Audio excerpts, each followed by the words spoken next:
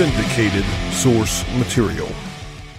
Hello, ladies and gentlemen. Welcome to another episode of Syndicated Source Material. Coming in back at you with our 15th episode here. This is my coverage of What If Volume 2, number 31, What If Spider-Man Kept His Cosmic Powers? Now, this was recorded live between Christmas and New Year's of 2014. The original length of the episode was 54 minutes. After edit, we got her down to 30 minutes, a little bit less than. This episode was suggested by Justin Thomas, which he hasn't been a guest yet on the show at this point, but a good friend of mine, he will make his appearance later on down the road here. So I didn't know much about Captain Universe going into this, and today we have a Marvel Legends Captain Universe figure upstairs. My son has it. So editing the episode, there was a comment about, and I go on about this at the end too, there is an inker to this issue by the name of Colonel Sanders III. Now, just recently, I have befriended on Facebook an anchor from 1990s Marvel. So I may have to kind of reach out to him and just say, hey, you know anything about this? If this was an actual person or if this was a fake name, then maybe later as we get into syndicated source materials in the future, we'll have an answer to that. I may send that out today here as I'm editing this. So anyway, I don't think I have much else to say about this episode. It was a fun episode. So here we go, 15th episode of syndicated source material. What if Spider-Man kept his cosmic powers? Here we go. Welcome back, everybody, to another episode of Source Material, episode 15, I believe. Still working through the what-ifs here for these, as I started there last week, trying to do some mini episodes, which turns out these episodes aren't too many, as in M-I-N-I, which is perfectly fine with me. I enjoy talking about comics, so if it goes a little bit long, it doesn't bother me at all. I hope it doesn't bother you guys. So tonight, we continue our journey through the What If series of comics. We are going to be tackling another Spider-Man-related What If, and this is by request. A friend of mine by the name of Justin, he had suggested this one as one of his favorites. I personally had never read this one. This is one of the ones I have not had a chance to read until a few days back, and that's pretty good. Again, if you're just tuning in, the What If series is a Marvel series that focuses on some of the big events, life-changing events that may have happened to certain Marvel comic book characters. Tonight, we're talking about Spider-Man, and it's What If Volume 2, issue number 31. What if Spider-Man had kept his cosmic powers? Most readers out there are familiar, or most people who are familiar with the Marvel Universe, Spider-Man in particular, probably aren't aware that Spider-Man actually had cosmic powers at one point. It was a brief period of time. I believe it was in either the late 80s, early 90s. He had gained some cosmic powers. Okay, now I want to make sure that those of you out there that are familiar with the Silver Surfer don't confuse this with the power cosmic. This power is actually something called the Unipower. But the Unipower is kind of like a sentient power, a sentient being. It chooses those who I think that are, well, it says it seeks out people. I'm reading this from the Marvel Wiki. It seeks out people in great peril and bonds with them, giving that person that it bonds with powers. You may be familiar with a character by the name of Captain Universe. Captain Universe was a guy by the name of Ray Coffin, Captain Ray Coffin. The Unipower sought him out and bonded with him, and he became Captain Universe. But the power stays with you a certain amount of time. It's not infinite. It's not like it stays with you the whole time. It'll jump from person to person, being to being, because early on in this book, not only is it seeking humans, it can seek animals too, dogs, cats, whatever. So this thing will jump and give whatever it gets into powers. This particular book came out in November of 1991. The storyline, it happened shortly after the Acts of Vengeance storyline that ran through Marvel, where I think some of the heroes fought other heroes' villains. You know, like maybe Spider-Man fighting the Red Skull. That is what I think the best that I understand Acts of Vengeance. Apparently, at some point, Peter Parker had received the Unipower. The became much more than the wall crawler that we know. Let me give you the powers that this thing imbues a person who has it. Straight from the Marvel Wiki, just again here. Captain Universe's powers and power levels vary from partner to partner, presumably to meet the demands of the job at hand. The Unipower also enhances the powers and abilities of a host that already has such powers and abilities. One thing that remains constant is Univision, which is a sort of cosmic consciousness. You can sense things on a subatomic level or at great distances. Okay. Apparently, this power can also force someone to tell the truth. Matter/energy manipulation. Captain Universe can divert an energy flow in a different direction or convert it into a different type of energy. Diverting the flow of gravitons, for example, allows flight. Captain Universe can also change matter at the atomic level, for instance, to transmute one substance into another or to change an object's shape. The costume, or the Unipower itself, protects against extremes in temperature. So the whole transmutes matter, that shows up a couple times here in the book. One of the most classic covers I can remember. I mentioned this, I think, when I was talking with Ronnie last week, which, by the way, go check out that episode. It was in regards to Spider-Man's suit, the alien suit possessing Spider-Man. So check that out. But anyway, one of the comic book covers that I can remember was Spider-Man had the Hulk and was holding the Hulk up. I'm pretty certain he was holding the Hulk up with one hand. So it gave Spider-Man, he's already got the proportionate strength of a spider, I think is how it's said, but it enhanced his strength level to just, unreal levels. He was able to, he's like tossing the Hulk in the air with no problem, has him up with one arm. So he's incredibly powerful. But like I said, at one point, the power had left Spider-Man. Well, of course, this issue delves in to see what would have happened if he would have kept his powers, kept the cosmic powers. Okay, so let me just go ahead and I'll give shout-outs here to the writer, the penciler, and one of the inkers, okay? The writer is a guy by the name of Glenn Allen Herdling, penciler by the name of Scott Allen McDaniel. The inker is, I'm not making this up, Colonel Sanders III. I'm COL. Sanders III, folks. He inked this comic, all right? The chicken business apparently was not doing him so. Maybe he fell out of good graces with Colonel Sanders, his grandfather, I'm guessing, and decided to jump into the comic book biz. Let's go ahead and get into the story here. Enough of these bad jokes. All right, so we're going to open up, and like I said, this occurs shortly after the Acts of Vengeance storyline. The Unipower tries to leave Peter, okay? So we're picking up right where it tried to leave Peter Parker and go find another host. Now, this isn't anything that the Unipower is not like the symbiotic suit. It doesn't draw off. It's not a symbiosis or to where it's actually killing the host that has this power. All it does is augment the host. Okay, but it chooses when it wants to go, and its time when it's time to leave, it leaves. So the Unipower leaves Peter, but ends up coming back. And the reason is it has not found a host that had a greater sense of responsibility other than Peter Parker. Now, one of the Unipower's main goals, its actual purpose, is to help humanity, help those, like I said, help those in peril. So probably recognize the fact that, Peter Parker has such a great sense of responsibility. Obviously, as the mantra goes, with great power comes great responsibility. It decides that, I'm heading back, and I'm going to stick with Peter Parker. Obviously, it's a partnership, that should be able to been the best they've been able to find.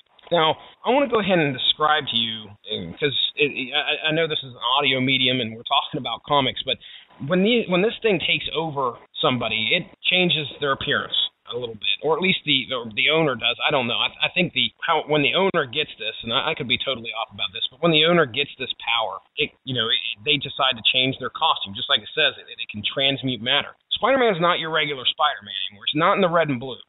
There's a hint of it. So I'm going to do my best to describe the way he looks. Imagine Iceman, okay? Iceman's straight white. He has an insignia of what looks like a couple atoms, or maybe it's the universe. I have planets. I have no idea. Just some dots and a line on his chest. The only thing that looks similar to Spider-Man is the face. There's a mask that goes, the familiar red webbed mask. You can see that on the bottom, his face. that's pretty much all that kind of hints that that's actually Spider-Man. Oh, I tell you what, another person that it reminds me of is the Atom from DC Comics. If you're the straight, like, white, almost kind of like a real pale blue Atom, Atom, by the way, that's kind of what he reminds me of. Now, one of the other particular points that they bring up in here is the eyes of Peter Parker. Pete ends up coming back home and runs into Mary Jane at some point in this book, and she recognizes that his eyes are just completely white. There's no pupils, no nothing. So that, I guess, is a side effect of the power. It just completely, he looks powerful. No pupils, nothing in his eyes, just completely white. That's about the best way I could describe his appearance in this comic. So his newfound power finds him to be a pretty powerful ally to the Avengers, and they run a couple stories by here, just a couple quick snippets where he goes and helps the Avengers out fighting the She-Pirate, and he makes quick work of, or helps them out enough to where it seems to be a pretty easy fight. So Pete, right now, all of a sudden, Pete's going and doing galactic adventures with the Avengers and stepping outside the bounds of New York City. There's a mention here of him battling the Hobgoblin. He easily wins that. At the end of this fight, though, he turns. I don't know if he's trying to do something to help the Hobgoblin out. For those of you that are not very familiar with what happened with the Hobgoblin in the crossover Inferno, Hobgoblin's face actually turned into I think he was transformed into a demon. Well, Peter Parker felt like he needed to fix that, and with these powers, he grabbed a hold of, touched Hobgoblin's face, turned him back into a human. The only problem is that his face now looks like Peter Parker's. It's funny because Pete's got all this power. He doesn't know how to control it or really, I guess, put the finesse on it. And when he does this to try and help Hobgoblin, the only face he immediately can think of is his own. And so now Hobgoblin's running around with the face of Peter Parker. And that's going to be that's kind of a key part here in this story. Spider-Man has been challenged by Venom. Okay, after he makes quick work of the Hobgoblin, he now gets challenged by Venom. Venom, it's not like Venom's going out doing crimes. He just straight up lays out a challenge to Spider-Man and says, why don't you, come on and let's meet down at the park and let's have it out.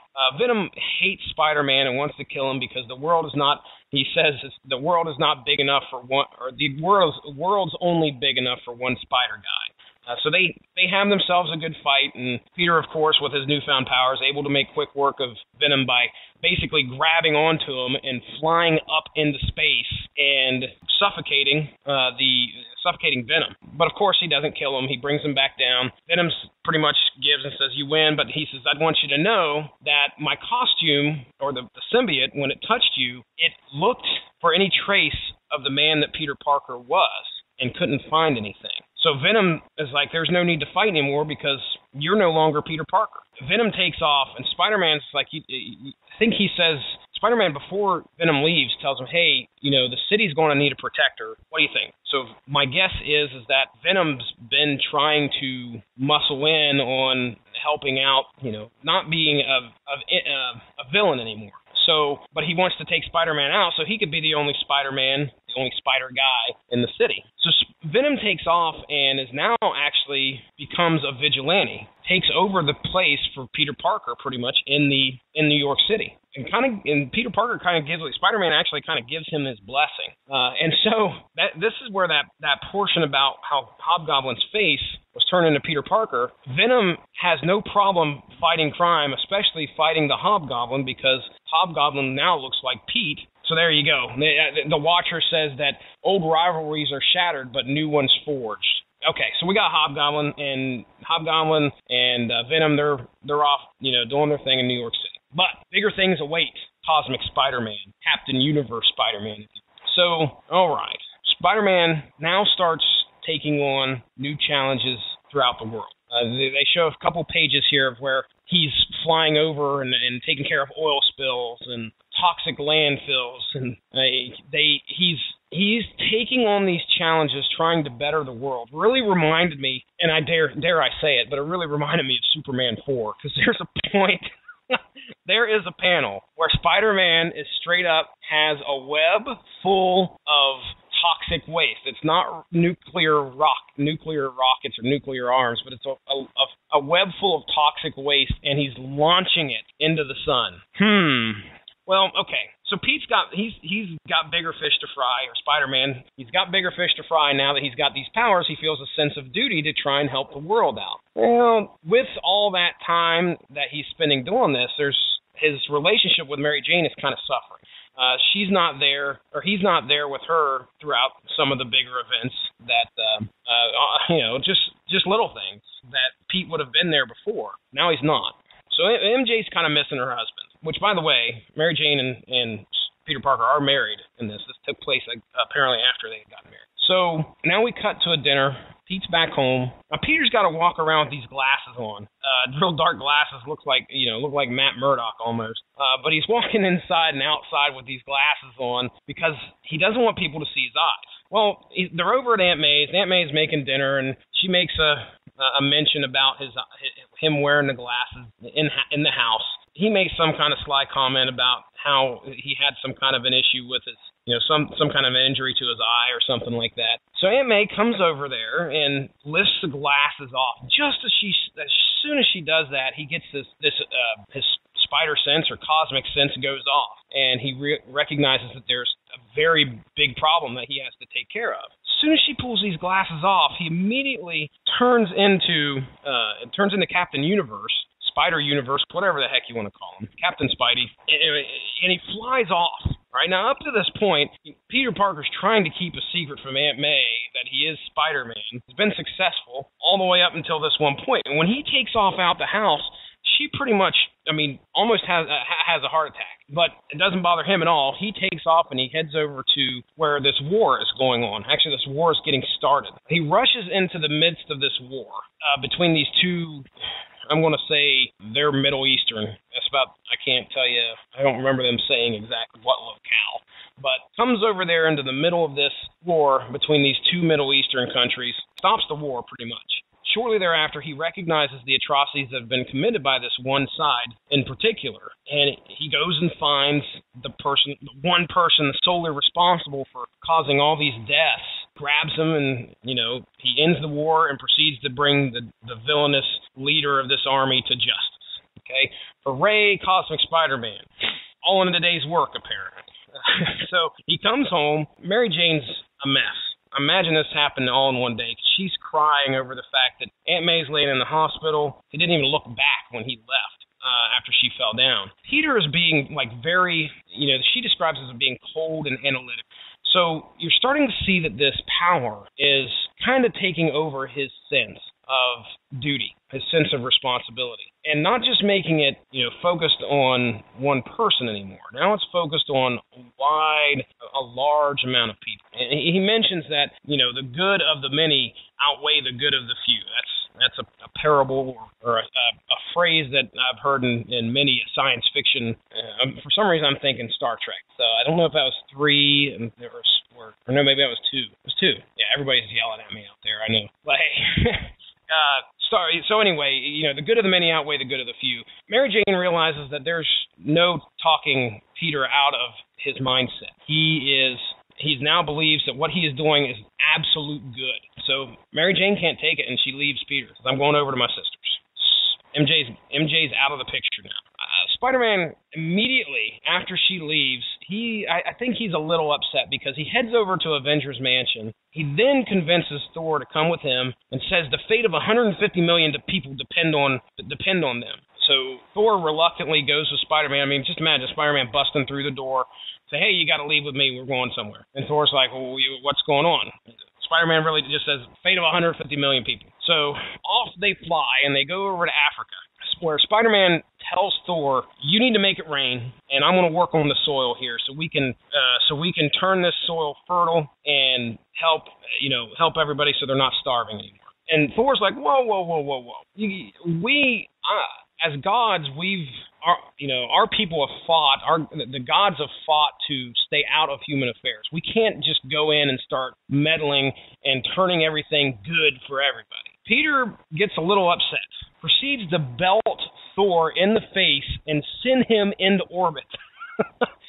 obviously a range of emotions. His woman just left him. Now Thor's saying he can't make it rain. He's seen him do it before. This guy's a liar, damn it. And he just hits Thor, and Thor goes flying up into orbit. Now, of course, Thor's up there, and after, collecting his thoughts, gets pretty pissed, and he comes back down. And we get a tussle between Cosmic Spidey and Thor. It looks like Spider-Man starts to get the upper hand, when all of a sudden, out of nowhere, this beam of light hits Thor and lays him out. Spider-Man's like, whoa, what the hell? Turns around, and there is one of the most iconic villains in Marvel history, Dr. Doom. And sure enough, Dr. Doom has showed up, and he's got a weapon, a Zorbatron or some kind of weird name, Absorbascan. Now, that's a scan with two N's, all right? Because two N's make it a lot more intimidating. The Absorbascan apparently was created to leech the power, the unipower from Spider-Man. Very Dr. Doomish. And he wants the unipower. Now, nothing's stopping Spider-Man from laying Dr. Doom out. However, as soon as Spider-Man is getting ready to lay into him, Dr. Doom, with one hand, brings out a hostage. And here it is Captain Ray Coffin, the first person that the unipower bonded with. And Dr. Doom is like, you let me leech the power off, the unipower off of you, I'll spare this man's life. Now, Dr. Doom is counting on one thing here. He's counting on the fact that he knows Spider-Man has a great sense of responsibility to save the lives of others. So that's his gamble, is that, okay, no matter what, I'm winning this because I have this person's life in my hand. Well, what he wasn't counting on is the fact that the whole notion of the good of the many outweigh the good of the few has really taken hold. Even though he threatens to snap Captain Ray Coffin's neck, Cosmic Spider-Man lunges after Doom to try and lay him out. Of course, Doom draws his weapon, shoots Spider-Man, and breaks Captain Ray Coffin's neck at the same time. Spider-Man tells Dr. Doom to stuff it in these panels and just goes right after Dr. Doom. Well, now all of a sudden there's a rift between Peter Parker and the Enigma Force, the Unipower. And we get some panels where a debate ensues about the needs of many versus the individual. We also get, some discussion about morals and responsibility. So Spider-Man rejects the Unipower, and the Unipower is now left out there and looking to head to the next person that it can. The problem is that it immediately heads to Dr. Doom. So now all of a sudden Dr. Doom has the power, the Unipower is now becoming Cosmic Doom. But there's something wrong. The Unipower immediately heads up, jumps out, and goes right back into Peter Parker. And we have Cosmic Spidey again. Spider-Man then just lays Dr. Doom out with these energy blasts. And they're laying on the ground in a heap. We find the reason why the Unipower could not fully bond with Dr. Doom. And that's because, that's right, folks, the classic Doom bot.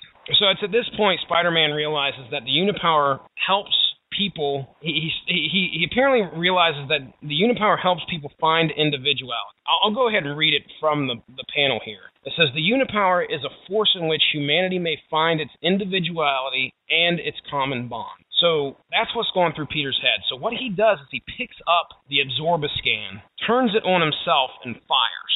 Now, immediately I'm thinking, well, he's basically going to rid himself of the Unipower. But what he ends up doing is actually he disperses the Unipower. Instead of it being one thing, it just obliterates itself into smaller portions and circles the globe. It's scattered amongst everybody on the Earth. And for a brief moment, Earth's population merges into a single consciousness. You get this real kind of peace on Earth vibe. So, the whole point of the Unipower was to try and help people. And when Peter turned this weapon on himself, it did just that. But it did it, instead of focusing on one person, the Unipower then affected everybody. After waking up, this energy dispersal knocked Peter Parker out. So after waking up, he realizes Pete's getting up, he's talking to Thor, and he's like, man, because I'm a mere mortal now, basically. I don't have any powers.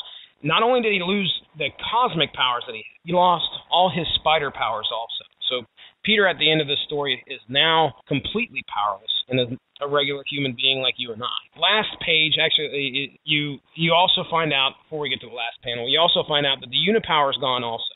It got absorbed into everybody. It's not like everybody's all-powerful. It just got into everybody and made everybody realize that, hey, you see panels of like the Kingpin and Daredevil. It's almost like they're sharing this moment. They realize each other's struggles, and they come to a complete understanding of each other.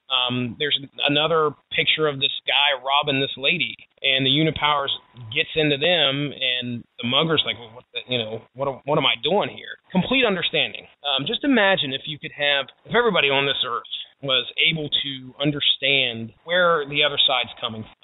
Imagine if everybody could sit down and discuss, their fears or, their rationalities, their irrational fears and their concerns.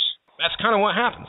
But the Unipower's now gone too. Spider-Man's powerless, Unipower's gone, and we get a little bit of an epilogue at the end of the story. So it's kind of a happy ending for everybody. Not dark like some of the what-ifs that I've read. But the epilogue in this story, we see Mary Jane and Pete at a hospital. The doctor's saying, congratulations on your baby girl. So they've essentially had a little baby girl. However, when they both look at the child, there are the eyes, the signature eyes, the pupilless, completely white eyes, like Captain Universe had, or the Unipower gave those that bonded. And that's where we end. So we, like I said, kind of a happy ending. Again, a good what-if tale. I think in the past couple what-ifs, some key characters died off. And this one, Aunt May's okay, by the way. She's in the hospital. She didn't have a heart attack and die. She's in the hospital, so she didn't die off. I don't think anybody really... Oh, Ray Coffin, if you want to count him. He died.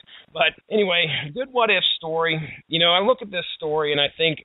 I mentioned Superman 4, but a lot of what's being told in this story reminds me of some of what Superman would have to... Imagine if you had the powers of Superman. You're able to fly... You're able to, take care of many things that regular, normal people couldn't do. Just like the scene with the war, where Spider-Man, Cosmic Spider-Man, goes into the midst of this war and just pretty much ends it. Now, I know that's happened, and I'm pretty certain that's happened in the Superman comic, but it very much feels like an allegory for what would happen if you had superpowers.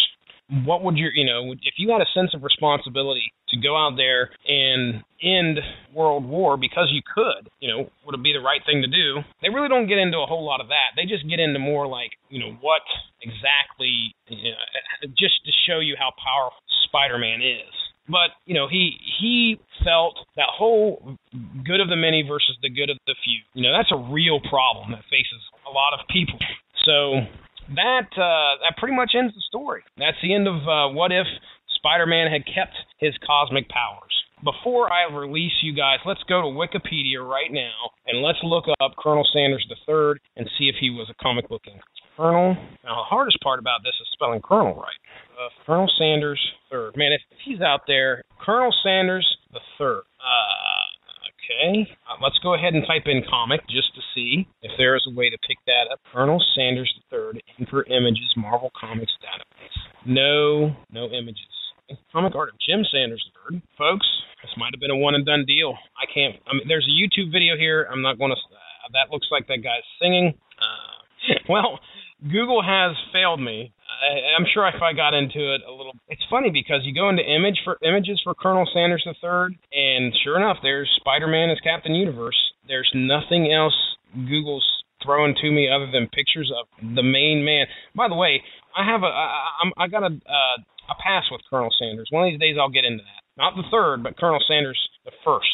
And one of these days I'll get into it. But, okay, I'm done wasting your guys' time. Colonel Sanders III, anybody wants to shoot some stuff to me on the Radulich Broadcasting Facebook page, my Twitter, @StizNarkey, and give me the lowdown on Colonel Sanders III. I want to know if the man is real or if this was just a joke. Because there were actually two anchors on here, on this page, or on the credits page. I can't see. I'm going to wait just one more time. Marvel. How's that? Let's see if we get anything. Spider-Man Unlimited. I'm not getting anything. There's Colonel Sanders with a lightsaber, but I'm one of these days I'll have to delve into it. This will be one of those unsolved mysteries until like the next podcast or two. So if you've taken anything away from what if Spider-Man had kept his cosmic powers, it's the fact that Colonel Sanders III inked, or at least helped ink, the issue. All right, I'm done. Thank you very much for joining us. Do not forget to subscribe to our new home by punching in W2M Network on just about any podcast platform to get all of our content into your audio feed. Also, give a like to the Rattlich in Broadcasting Network and W2Mnet.com Facebook page in order to stay on top of everything that we have to offer. If you'd like to follow the Source Material Podcast on social media, just follow at SourceMatCast on Twitter, and we are on Facebook at Source Material Comics Podcast. If you enjoyed what you heard, please feel free to share. We look forward to entertaining you again soon.